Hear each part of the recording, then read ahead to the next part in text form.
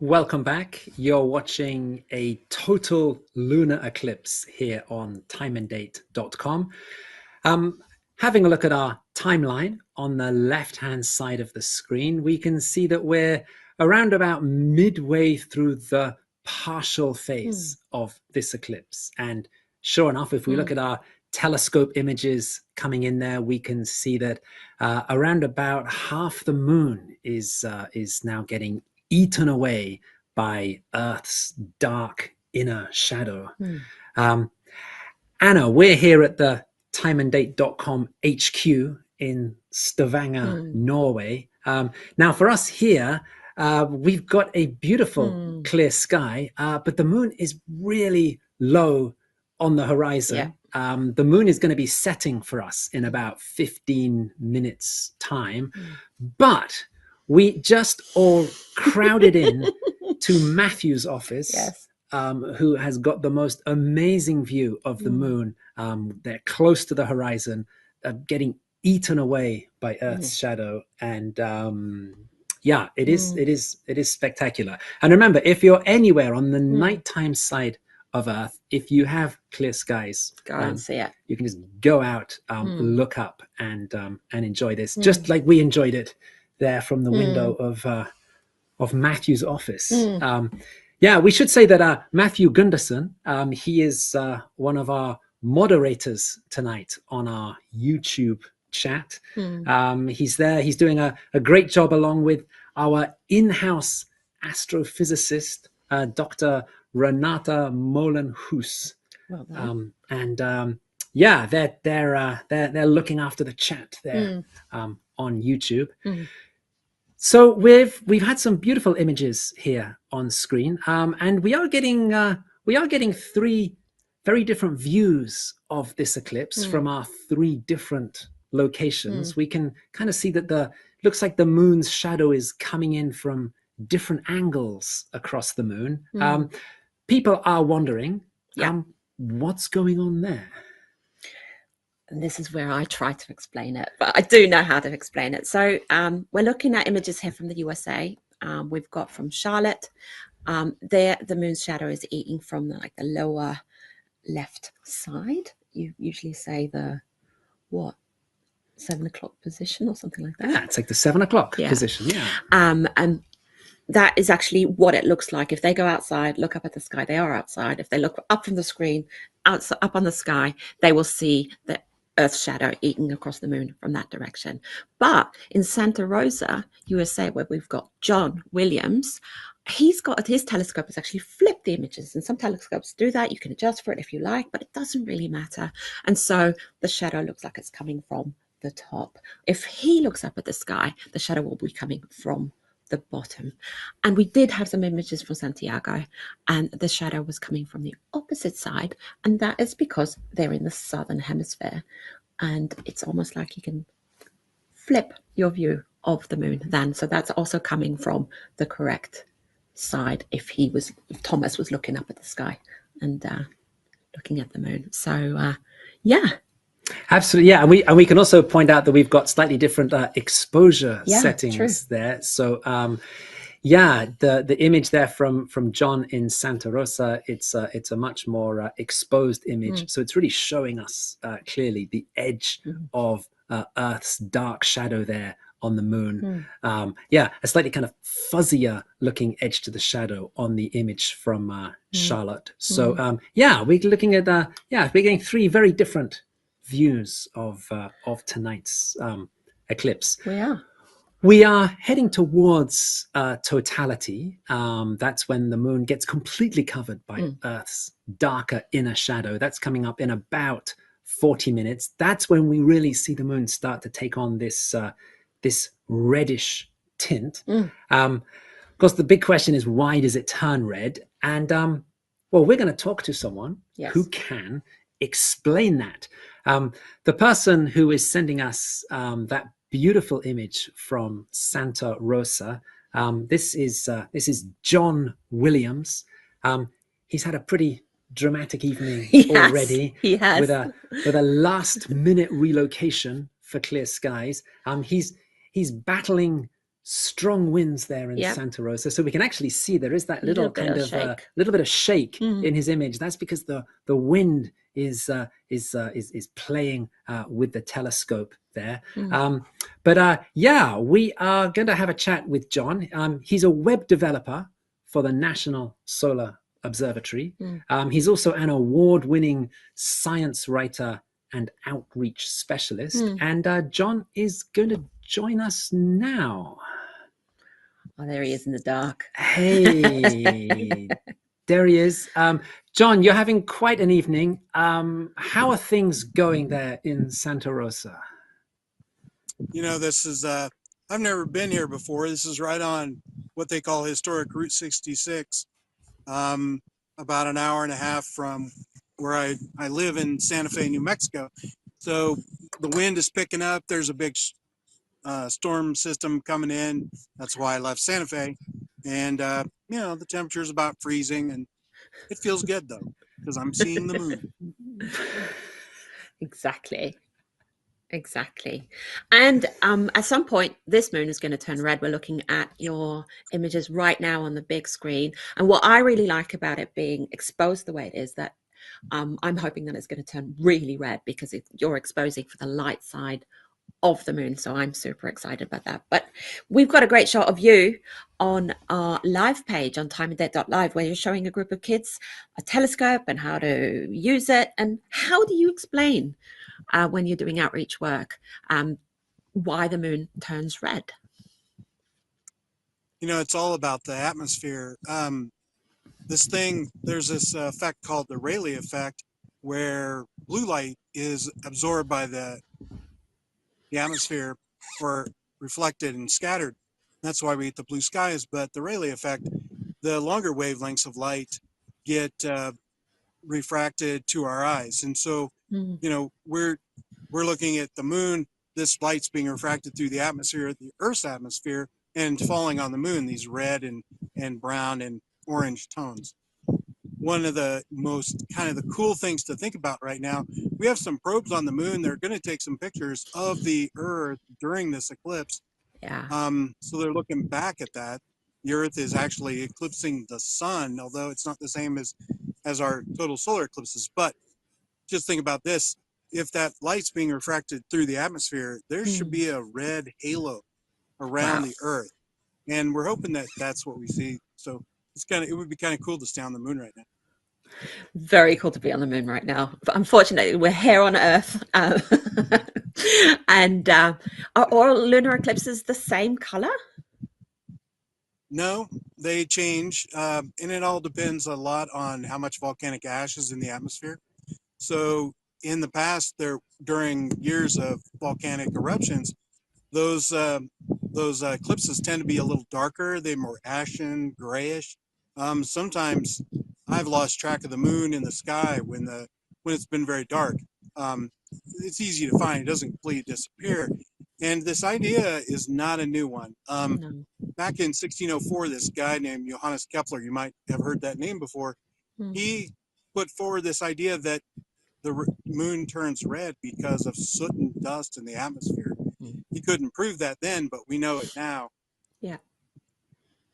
That's super cool. And how do we determine the brightness of the moon during eclipses? This is a fun thing. I thought this was it sounds like a very hard question or a very hard problem.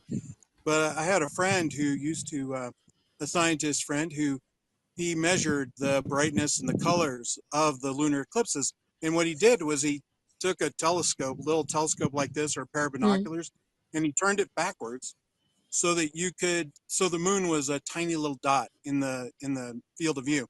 And because we know the magnitudes of stars that are around, he was able to make a direct comparison between the two. And that's how we did. Super cool. Yeah, that's a great trick. That's a great trick, that one. John, it's been great talking to you. We're going to let you get back to fighting against the wind and holding off that storm that you were mentioning there. So yeah, good luck with all of that. Thanks.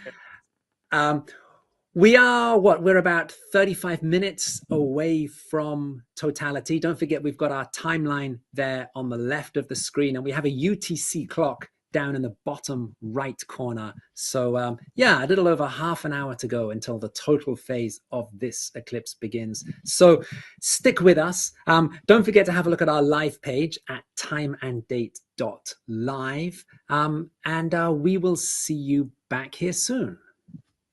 Bye, John.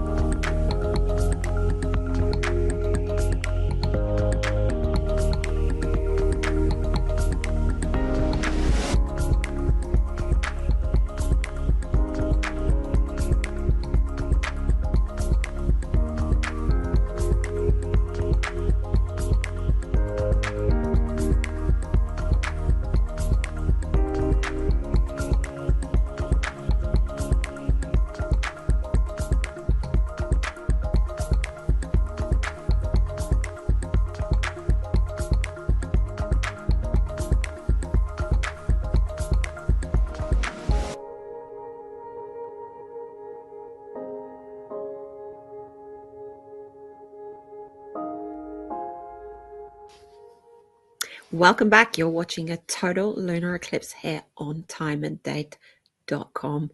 We're about 15 minutes out of totality, and wow, look at the moon from Santiago, Chile. It just looks amazing, and doesn't look like a normal full moon at all at the moment. And what is the it's red, it's blue, it's white. What is the blue thing? We've talked about the white thing, we've talked about the red thing, but Yeah, right. So here on our feed from Santiago, at the border between that light white side of the moon and that sort of darker redder side of the moon, we can see this kind of bluish tinge, and this is something that's sometimes called the turquoise band. okay.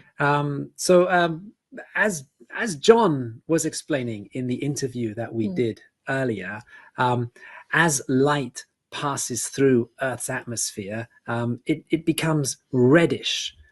So Earth's shadow in space has this the inner part of the shadow has this reddish tint to it, but the edge of Earth's shadow, the outer part of Earth's shadow, that's the ozone layer. Light passing through there actually takes on a bluish or kind of a turquoise-ish tinge. So what we're looking at, or what we were really getting a very good view of there in the Santiago feed, was that actually, the Earth's dark reddish shadow actually has this sort of light bluish outline. It's normally very difficult to see. We're actually getting a wonderful look at it here on this feed. And if you are out looking at the moon, it generally becomes more visible closer to totality. That's when that sort of light side of the moon gets smaller and smaller. That gives us kind of more of an opportunity to see it with the naked eye, but it is difficult to see, and we are getting a fantastic view of it here from Santiago. And I think it's the best view we've had of it through our 8 years of live streaming. I would agree with that, absolutely. It's just spectacular. It looks like another planet. It really does. Yeah. Well, this is the first total lunar eclipse in 2.5 years, and we're excited because I don't know, I can't decide what I like the most: solar eclipses, lunar eclipses, but they're all so special. And over the next 12 months, we're gonna, and if we're including tonight, we're gonna have 3 lunar eclipses, and it's been a while, and that's why I'm so excited. What's going on, Graham? Yeah, that's right. As you say, 3 totalities starting in about 10 minutes, 3 totalities in the space of 12 months. It is interesting that there are these sort of rhythms and patterns to eclipses. So tonight we have just over an hour of totality coming up. In 6 months' time, on September 7th and 8th, we're going to have another total lunar eclipse. That's going to give us an hour and 22 minutes of totality. And then after that, next year on March 2nd and 3rd, we're going to have a total lunar eclipse with about 58 minutes of totality. So 3 total lunar eclipses, but during the same period, we're not going to have any total solar eclipses. No.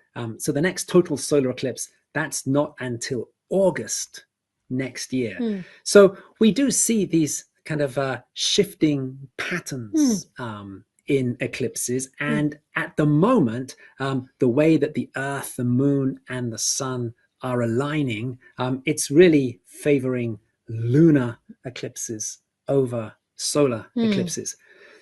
We should also say that it's almost a year since the last total solar eclipse.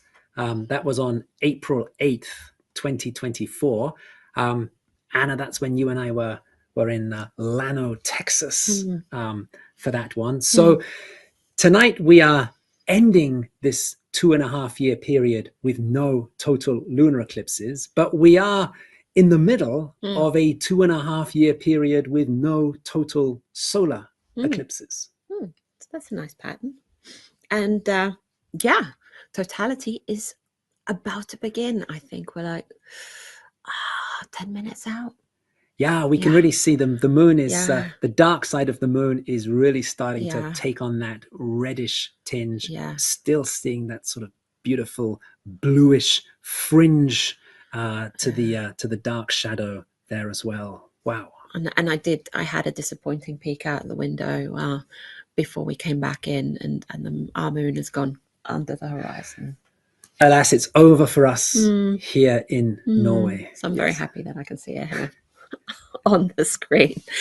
We're going to be back soon. Take a look at timeanddate.live for more info, and don't forget to subscribe to our YouTube channel so you don't miss out on our next lunar eclipse.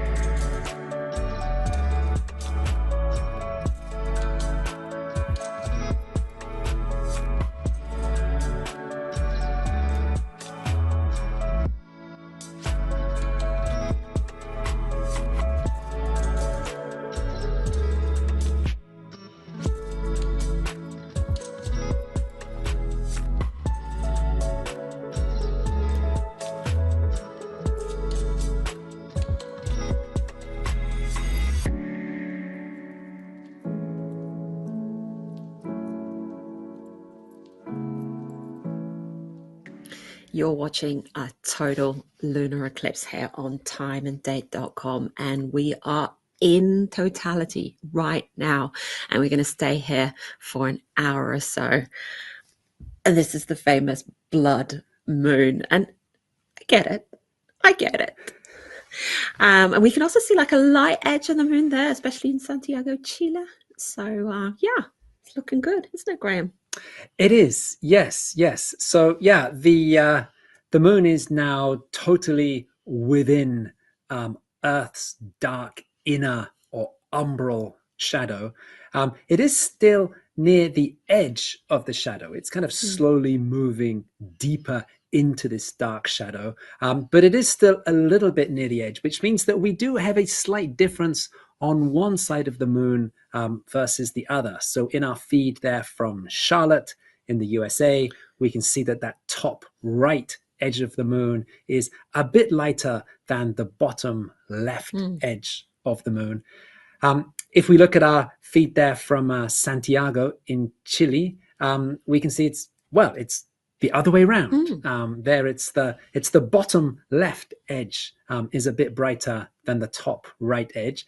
Of course, this leads to the question that we often get asked. Why do we have this difference between these images? It's a really good question. The first thing we have to say, Anna, is that we are all looking up at the same moon. We are looking at the same event happening at the same time. This is not like a solar eclipse. At a solar eclipse, there we have the moon's shadow is sweeping across the Earth. So different observers in different places see the eclipse happening at different times. Here with a lunar eclipse, it's the Earth's shadow sweeping across the face of the moon. All the action is taking place hundreds of thousands of miles away. So we're all seeing the same event happening at the same time. The big difference here between our feed from Charlotte in the USA and Santiago in Chile is that we're looking at it from different hemispheres. So as we go from the northern hemisphere to the southern hemisphere, or the other way around, then we see the sun and the moon, we see them the other way around. We sort of get them flipped. Now, this happens to everything in the sky. It happens to the sun, but of course we don't normally notice the sun getting flipped around. We do notice the moon getting flipped around in different hemispheres. It's particularly noticeable with things like moon phases. So Next week, we have a third quarter moon coming up. This is when half of the moon's disk is illuminated. It's also called a half moon. Yeah. So in the northern hemisphere, it's roughly speaking the left-hand side of the moon that's illuminated. In the southern hemisphere, it's the right side of the moon that's illuminated. And it's this same effect that we're seeing here with the difference in our pictures from the USA and Chile. It's a northern hemisphere perspective versus a southern hemisphere perspective. And we're kind of midway through totality, or at least coming up to maximum eclipse. And that's the deepest part of the eclipse. The moon's been traveling deeper and deeper into Earth's shadow. And in around 15 minutes, we're going to be at its deepest point, and the moon will be at its dimmest. And this is a lot dimmer than a normal full moon. A normal full moon is really bright. You try to take a picture of it, you just get that bright dot. You don't really kind of, it's just this thing, and you think it's big and beautiful. And then it's just this little silly dot in there. And that's because it's so right. So during totality, it's really nice to go outside and, stay outside and see what happens to the night sky as the moon gets dimmer, because this time, not so many planets close to the lunar eclipse. We did have a lunar eclipse way back in 2018 where Mars was really close to it. It was beautiful. But you can see stars, you can see other things that you wouldn't normally see next to the full moon because it's so much dimmer. So go outside and have a look if you have the chance. We don't. We can see the sun has come up. I'm a bit disappointed. I'm excited for the next eclipse that we can see here in Norway. We're going to be keeping this live stream going for another 2 hours, all the way up to the end of the second partial phase when the moon has completely left this dark shadow. And shines this bright white again. So we're excited about that too. So stay with us. Take a look at timing.live. You can see John there. You can see Thomas there. A little bit about them, a little bit about Stefan and Konstantin, who are working their little bums off in Charlotte, USA. So we will be back soon.